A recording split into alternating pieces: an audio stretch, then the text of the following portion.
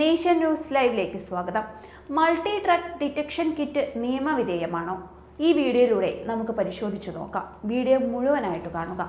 മറ്റ് സംസ്ഥാനങ്ങളിൽ നിന്നും ചരക്കുമായി വരുന്ന ട്രക്ക്, ലോറി ഡ്രൈവർമാർ ലഹരി ഉപയോഗിച്ചിട്ടുണ്ടോ എന്നറിയാൻ ഗുജറാത്തിലാണ് ഇന്ത്യയിൽ ആദ്യമായി കിറ്റ് ഉപയോഗിച്ചത്. 6 തരം ലഹരികൾ തിരിച്ചറിയുന്നത്, 12 തരം ലഹരികൾ തിരിച്ചറിയുന്നത് എന്നിങ്ങനെ 2 തരം കിറ്റുകൾ വിപണിയിലുണ്ട്.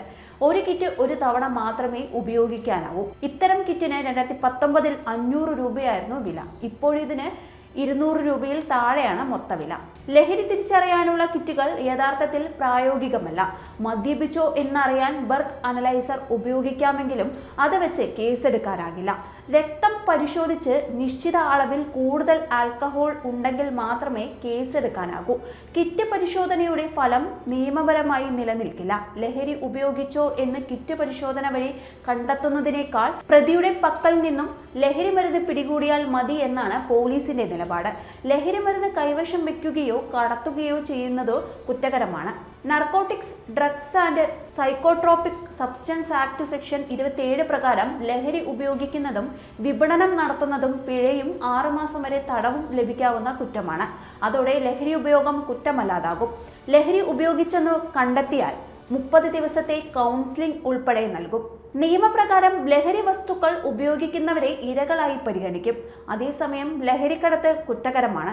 ചെറിയ അളവിൽ ലഹരി വസ്തുക്കളുമായി കേസിൽ ആദ്യമായാണ് പിടിയിലാകുന്നതെങ്കിൽ ലഹരി വിമോചന കേന്ദ്രത്തിൽ 30 ദിവസത്തെ കൗൺസിലിംഗും നൽകും.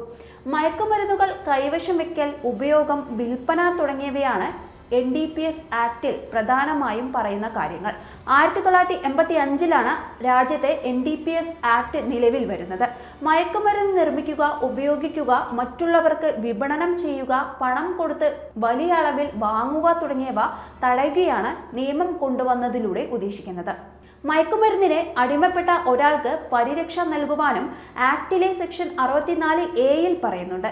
എന്നാൽ കോടതിക്ക് മാത്രമാണ് ഇതിനുള്ള അധികാരമുള്ളത്. മയക്കുമരുന്ന് കേസിൽപ്പെട്ടയാൾ ലഹരി മരുന്ന് ഉപയോഗത്തിന് അടിമയാണെങ്കിൽ ലഹരി വിമുക്ത ചികിത്സയ്ക്ക് തയ്യാറാണെന്ന് സമ്മതിച്ചാൽ മാത്രമാണ് നിയമപരിരക്ഷ ലഭിക്കുക. ചെറിയ അളവിൽ മാത്രമാണ് ലഹരി കൈവശമുള്ളതെങ്കിൽ മാത്രമാണ് പരിരക്ഷ ലഭിക്കുക. NDPS ആക്ട് പ്രകാരമുള്ള കേസുകളിൽ കുറ്റകൃത്യങ്ങളുടെ ഗൗരവം അനുസരിച്ചാണ് ശിക്ഷാ നടപടികൾ തീരുമാനിക്കുന്നത്. ലഹരി മരുന്ന് ഉപയോഗത്തിന് 10,000 രൂപ പിഴയോ 6 മാസം തടവോ രണ്ടും ഒരുമിച്ചോ ശിക്ഷ വിധിക്കാം. ലഹരി ഉപയോഗിച്ചെന്ന് സംശയമുള്ള ഒരാളെ പരിശോധിക്കാൻ അയാളുടെ അനുവാദം വേണമെന്ന വാദമുണ്ട്. ആളുടെ ഉമിനീരോ മൂത്രമോ എടുത്തായിരിക്കും പരിശോധന. പെട്ടെന്ന് തിരിച്ചറിയും എന്നതിനാൽ ഓഫീസുകളിലും പൊതുസ്ഥലങ്ങളിലും മദ്യപിച്ചെത്താൻ മിക്കവരും ധൈര്യപ്പെടാറില്ല. അതേസമയം പെട്ടെന്ന് തിരിച്ചറിയാനാവില്ല എന്നതാണ് പലരും രാസലഹരി ഉപയോഗിക്കാൻ കാരണം. ലഹരി ഉപയോഗിച്ച ശേഷം സ്കൂളുകളിലും കോളേജുകളിലുമെല്ലാം എത്തുന്ന വിദ്യാർത്ഥികൾ ഉണ്ട്. ഒരു തവണ ഉപയോഗിച്ചാൽ 24 മണിക്കൂർ വരെ അതിന്റെ ഉന്മാദത്തിൽ കഴിയാം എന്ന പ്രചാരണം അവയ്ക്ക് ആവശ്യമില്ലാത്ത പ്രചാരവും നൽകിയിട്ടുണ്ട്. IT മേഖലയിലും ലഹരി ഉപയോഗിച്ച ശേഷം ജോലിക്ക് എത്തുന്നവരുമുണ്ടെന്ന് കണക്കുകളുണ്ട്. സിനിമാ മേഖല ഉൾപ്പെടെ സമൂഹത്തിന്റെ പല മേഖലകളിലും മയക്കുമരുന്നിന്റെ ഉപയോഗം സജീവമായുണ്ട്. അറിയപ്പെടുന്ന സിന്തറ്റിക് ഡ്രഗ്സുകളായ MDMA, LSD, brown sugar, heroin, cocaine തുടങ്ങിയ മയക്കുമരുന്ന് കേസിൽ ഒരാളെ അറസ്റ്റ് ചെയ്താൽ പ്രധാന ഉദ്യോഗസ്ഥനും 2 സഹായികളും ചേർന്ന് 10 മണിക്കൂറിലധികം ജോലി ചെയ്താൽ മാത്രമാണ് പ്രതിയെ കോടതിയിൽ ഹാജരാക്കുന്നതിനുള്ള രേഖകളും മറ്റും എഴുത്തുകുത്തുകളും തയ്യാറാക്കാനാകൂ. വളരെയധികം കോംപ്ലിക്കേറ്റഡ് നിയമം ആയതുകൊണ്ട് തന്നെ പല എൻഫോഴ്സ്മെന്റ് ഏജൻസികളും ഇത്തരം കേസുകൾ കൈയൊഴിയും. മയക്കുമരുന്നിനെ കുറിച്ച് കൃത്യമായ വിവരം ലഭിച്ചാൽ പോലും പല എൻഫോഴ്സ്മെന്റ് ഏജൻസികളും ആക്ഷൻ എടുക്കാറില്ല. അതിന് കാരണം ഈ നിയമത്തിലെ നൂലാമാലകളാണ്. പിടിക്കപ്പെടുന്ന ആളാണോ യഥാർത്ഥ കുറ്റവാളി എന്നൊരിക്കലും കൃത്യമായി ഉറപ്പുവരുത്താൻ സാധിക്കാറില്ല. ശൃംഖലയുമായി ബന്ധപ്പെട്ട ചെറുതും വലുതുമായ ഏതൊരു വ്യക്തിക്കും ഒരേ ശിക്ഷയാണ്.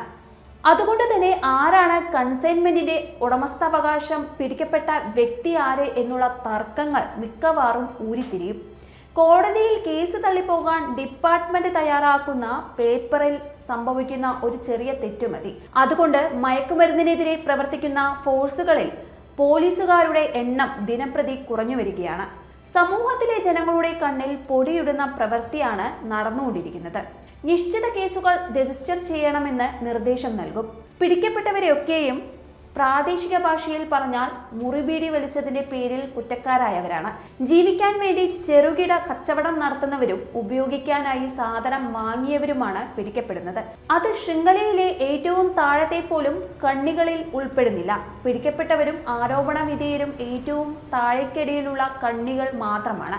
പരമാവധി ഒരു മുറി ബീഡി വലിക്കുന്നവനെ ചോദ്യം ചെയ്ത് അവന് സാധനം കൊടുത്തവനെ കണ്ടെത്തി അതിലൂടെ ഒരു പ്രദേശത്ത് കഞ്ചാവ് സപ്ലൈക്ക് തടയിടാം എന്നതിലുപരി വൻ മത്സ്യങ്ങളെ തേടാനാകില്ല.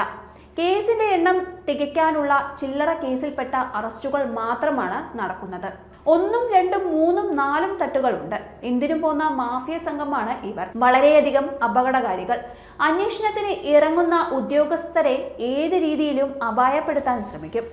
അതുകൊണ്ട് പലപ്പോഴും ഇത്തരം കേസുകൾക്ക് പിന്നാലെ പോകാൻ പോലീസ് ഉദ്യോഗസ്ഥർ താല്പര്യപ്പെടാറില്ല. എണ്ണത്തിൽ കുറവായതുകൊണ്ട് തന്നെ ഇത്തരം ഉദ്യോഗസ്ഥർ ഈ മാഫിയയുടെ ശ്രദ്ധ കേന്ദ്രവുമാകും. പോലീസും മനുഷ്യരാണ്, അവർക്കും കുടുംബമുണ്ട്. മയക്കുമരുന്നിന്റെ വ്യാപക ഉപയോഗത്തെ എപ്പിക്യൂരിയസ് ഫിലോസഫിയുമായി ചേർത്ത് വായിക്കാം. ജീവിതം സുഖിക്കാനുള്ളതാണ് എന്ന കാഴ്ചപ്പാട് ആർക്കൊക്കെയുണ്ടോ അവരാണ് പ്രധാനമായും മയക്കുമരുന്നിന്റെ ഉപഭോക്താക്കൾ. യുവജനങ്ങളാണ് പ്രധാനമായും ഇത്തരം അപകടകരമായ ശീലങ്ങളെ സ്വാഗതം ചെയ്യുന്നത്.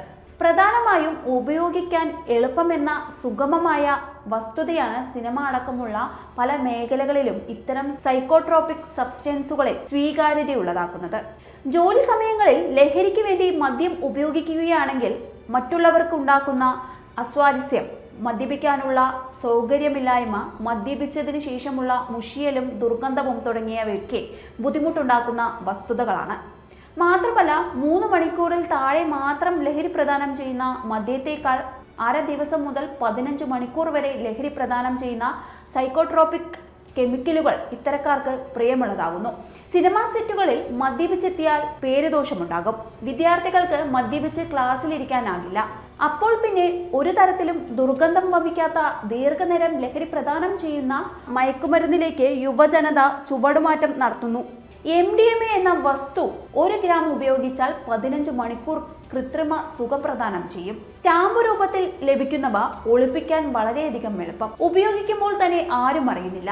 ഇതൊക്കെ ഉപയോഗിക്കുന്ന ഒരാളിന് മാത്രമേ ആരൊക്കെ ഇത് ഉപയോഗിക്കുന്നു എന്ന് തിരിച്ചറിയാൻ കഴിയൂ. പ്രധാനമായും കോളേജ് ക്യാമ്പസുകളിൽ നിന്നാണ് മയക്കുമരുന്നുകൾ ഉപയോഗിക്കാൻ ആരംഭിക്കുന്നത്. പ്രൊഫഷണൽ കോളേജുകളായ എഞ്ചിനീയറിംഗ്, മെഡിക്കൽ കോളേജുകളിൽ 25% വിദ്യാർത്ഥികൾ മയക്കുമരുന്ന് ഉപയോഗിക്കുന്നു. അതിൽ 20% ആൺകുട്ടികളും 5% മുതൽ 10% വരെ പെൺകുട്ടികളുമാണെന്ന് ഞെട്ടിക്കുന്ന വിവരം ജനങ്ങൾ തിരിച്ചറിയണം. കേരളത്തിലെ ചുമട്ടുതൊഴിലാളികളിൽ 40% ആളുകൾ മയക്കുമരുന്ന് ഉപയോഗിക്കുന്നുണ്ട്. ഇതിൽ നിന്നുള്ള പല തൊഴിലാളികളും സാങ്കേതിക പ്രവർത്തകരായി സിനിമയുടെ ഭാഗമാകാം. ഇവരെ പോലുള്ളവരെ പ്രിയപ്പെട്ട ഡ്രഗാണ് കറുപ്പ്, അതായത് ഓപിയം. മയക്കുമരുന്ന് സിനിമാ മേഖലയിലേക്ക് എത്തുന്നത് ബാലികേറാമല പോലെ ബുദ്ധിമുട്ടുള്ള സംഗതിയല്ല. സിനിമാ മേഖല എന്ന് മാത്രം എടുത്തു പറയേണ്ട കാര്യമില്ല.